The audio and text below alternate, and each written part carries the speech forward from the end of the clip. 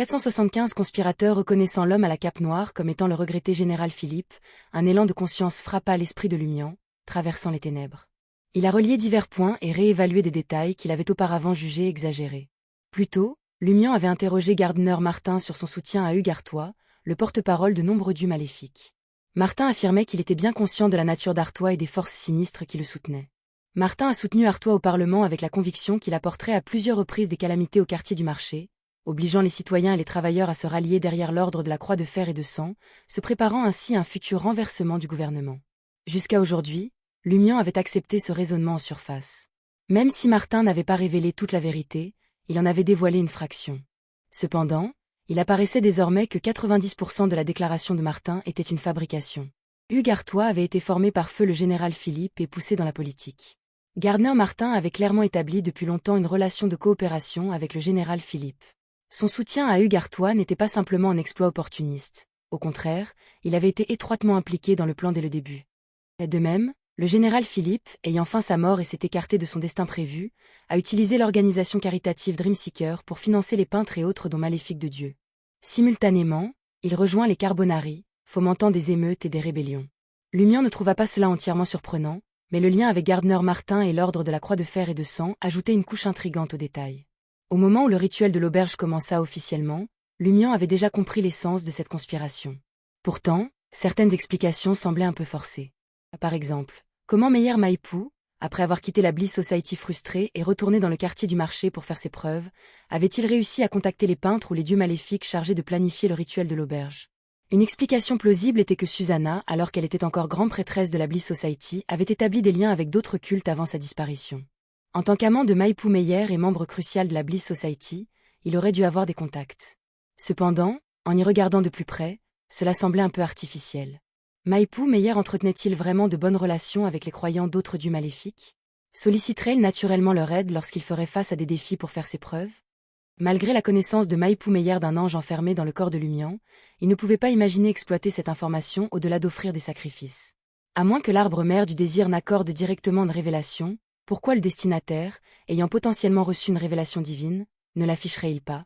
Pourquoi faire face à l'ostracisme de la part des autres membres de la Bliss Society? Lumian a découvert que tous les détails avaient plus de sens maintenant que Gardner Martin et ses liens avec le général Philippe avaient été révélés dans le cadre de la conspiration. Suite au désastre de l'arbre de l'ombre, Gardner Martin a chargé Lumian, Franca et leurs subordonnés du quartier du marché d'enquêter sur l'incident et l'assassinat du Gartois. Cependant, il rassemblerait sans aucun doute des informations sur les actions, les erreurs et les problèmes de la Bliss Society par l'intermédiaire du général Philippe. Dans ces circonstances, Maipou Meyer, cherchant à revenir dans la zone du marché, a naturellement établi un lien avec le général Philippe, qui s'était montré intéressé par ces questions et lui a fourni des informations cruciales. Par conséquent, Gardner Martin était conscient depuis longtemps de ce qui était scellé à l'intérieur de Lumian. L'ensemble du rituel de l'auberge aurait pu être conçu par lui, le général Philippe et les peintres. L'un d'eux nourrissait un désir de longue date pour la 4e époque de Trêve et possédait une connaissance approfondie des secrets et du mysticisme. Ils ont compris le fonctionnement du sceau et ses fuites passées. La salle de Balbrise, propriété de la mafia de Savoie, et le 13 avenue du Marché servent de terrain d'essai aux nouveaux membres de l'ordre de la Croix de Fer et de Sang. L'autre avait un lien profond avec le domaine du destin. Grâce au soutien financier de l'organisation caritative Dreamseeker, il avait uni de nombreuses sectes, accumulant de vastes connaissances dans divers aspects. La raison pour laquelle Hugues Artois avait de nombreux dieux maléfiques pour le protéger n'était pas simplement due à sa capacité à interagir avec des individus problématiques ou à la perception éclairée, profondément enracinée qu'il avait des autres. Au lieu de cela, c'était parce que son soutien, le général Philippe, un vétéran des guerres à grande échelle, s'était depuis longtemps consacré à coopérer avec les hérétiques pour atteindre un objectif crucial. Lumian soupçonnait que Gardner Martin ne l'avait pas officiellement testé et ne lui avait pas permis de rejoindre l'ordre de la Croix de Fer et de Sang par confiance initiale. Au lieu de cela, il avait finalisé le plan de l'auberge et avait décidé de garder Lumian sous étroite surveillance, exerçant diverses influences et le manipulant. Si le club du tarot n'était pas intervenu et que le rituel n'avait pas été avancé à la hâte, il était fort probable que Gardner Martin ou un demi-dieu de l'ordre de la Croix de Fer et de Sang aurait finalement affronté Lumian et l'aurait transporté dans le monde de la peinture pour activer le rituel. Alors que ces pensées traversaient son esprit, la compréhension de Lumian devint claire. Tout ce que Gardner Martin avait entrepris depuis le désastre de l'arbre de l'ombre était orienté vers le rituel de l'auberge. Comme attendu d'un conspirateur ancien ou actuel.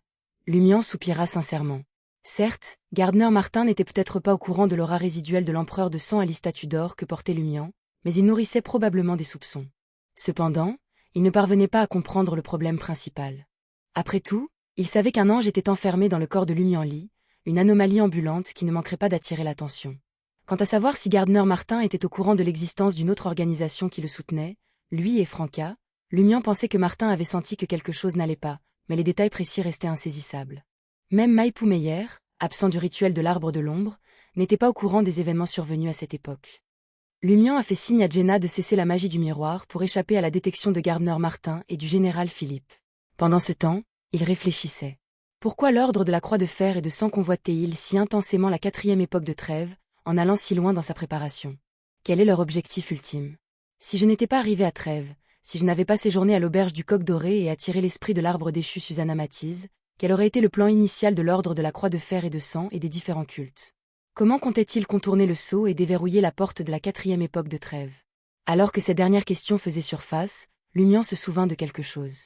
Gardner Martin avait un jour dirigé la caravane de contrebande de rats, cristaux pour transporter un objet à Trêve via un tunnel souterrain.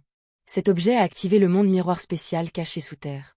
Plus tard, Franca a détecté cet objet en traquant le membre Carbonari en cape noire, le général Philippe, qui avait simulé sa mort. Maintenant, le général Philippe était également entré dans cet endroit, soupçonné d'être la 4e époque de Trêve. Ils avaient fait des préparatifs approfondis, notamment en orchestrant une émeute massive. Leur objectif était d'utiliser cet objet et sa connexion avec les fragments de miroir dans la nature pour infiltrer cet endroit à travers la fuite de sceau qui apparaissait autrefois sous la salle de Balbrise. Plus tard, ils ont eu un meilleur choix. Moi? Bon sang.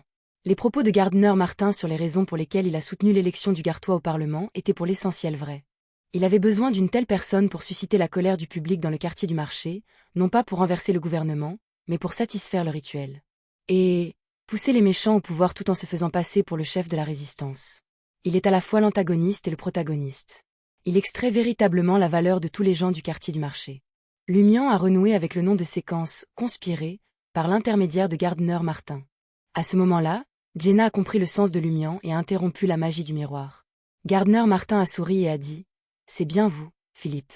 Entrons dans la 4e époque de Trêve. » Philip. Jenna, qui n'avait qu'une vague impression de la photo du général Philippe dans l'ombre, réalisait maintenant que l'homme masqué que Franca suivait était le général Philippe, celui qui avait simulé sa mort. La voix grave et douce de Philippe résonnait. « N'allez-vous pas trouver Lumian-Li?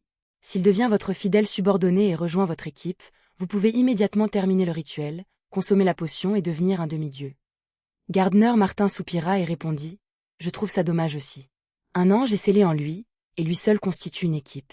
Je lui ai donné de nombreuses chances, mais il n'a jamais compris ce que signifiait la loyauté. Maintenant, j'ai une alternative. Laissez-le périr naturellement dans la 4e époque de Trêve. » Un ange scellé en lui? Les yeux de Jenna s'écarquillèrent alors qu'elle regardait Lumian.